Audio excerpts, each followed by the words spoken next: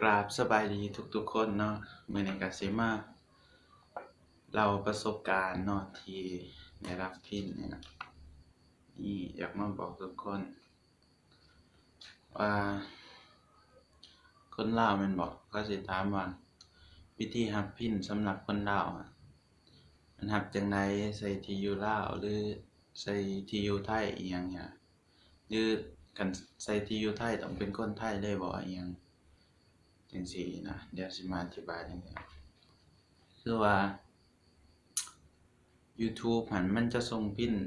ตัวนี้มาให้เราหั้นก็ต่อเมื่อช่องเราผ่านแล้วก็มันอนุมัติแล้วก็เราทำเงินได้$10แล้ววันที่12มันจะตัดยอดเข้ากับ AdSense เนาะแล้วมันก็สิส่งพินมาให้เราทางไปรษณีย์แต่ว่าอีกจักมื้อมันสิฮอดเราก็บ่ฮู้ขึ้นกับไปรษณีย์อะนะโดยเราป้อนที่อยู่หั้นเราสิป้อนที่อยู่ตามหม้องเราอยู่คือเราอยู่ไทยเนาะก็คือเรามานี่จั่งใดวะคือเราพักอยู่ห้องเช่านี่มันบ่จำเป็นต้องว่าเราอยู่ไทยเราบ่แม่นคนไทยอิหยังนี่บ่เกี่ยวเนาะมันบ่ได้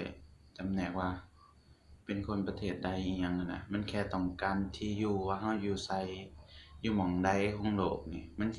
จะส่งอันนี้มาให้นะเพื่อเอารหัสในนี้ไปยืนยันเบิดเท่านั้นแค่นี้บ่ได้ว่าเอ้ยอิหยังใส่ที่อยู่ลาวรับพินจั่งใดคันเราใส่ที่อยู่ลาวมันก็ส่งไปตามเราใส่นั่นน่ะนี่มันสิเขียนจั่งซี้นี่ที่เราป้อนใน AdSense นี่มันสิเขียนมาในนี้แล้วคนส่งมันจะไ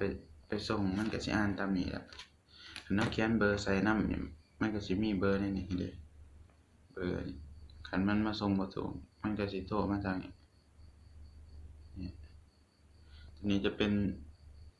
ที่เราเขียนนั่นแหละที่เราป้อนใน AdSense บ่หาแต่ป้อนเป็นอังกฤษป้อนเป็นไทยโลด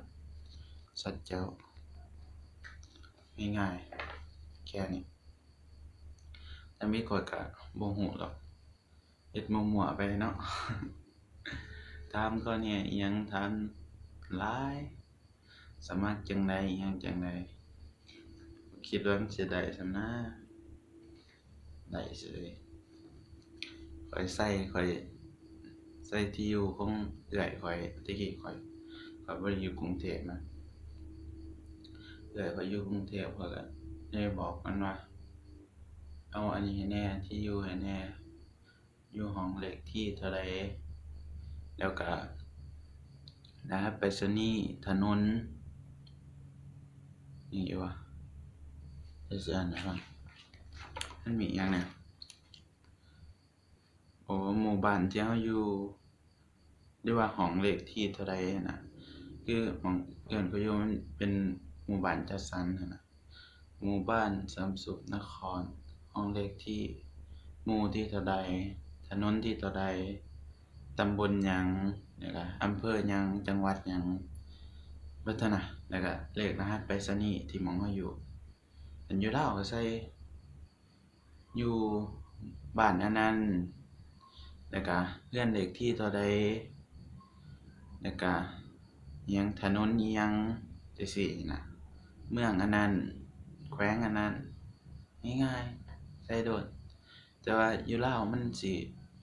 น่าจะมาส่งอยู่ดอกคันเขาบ่มาส่งก็ไปถามเอาอยู่ไปรษณีย์แหมถามเอาโลดอันนับจากเวลามันส่งก็ประมาณข้อยอยู่ไทยมันมาส่ง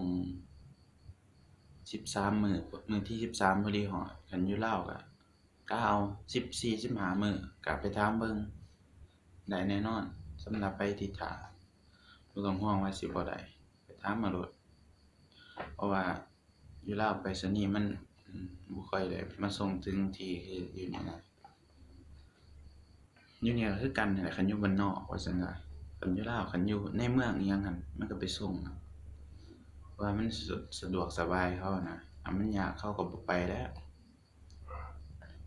เขาก็ขี้คร้านคือกันเนาะ เอ่อ สำหรับเรื่องสิเว้าก็สิมีแค่เท่านี้เด้อ เว้าบ่เป็น บ๊ายบาย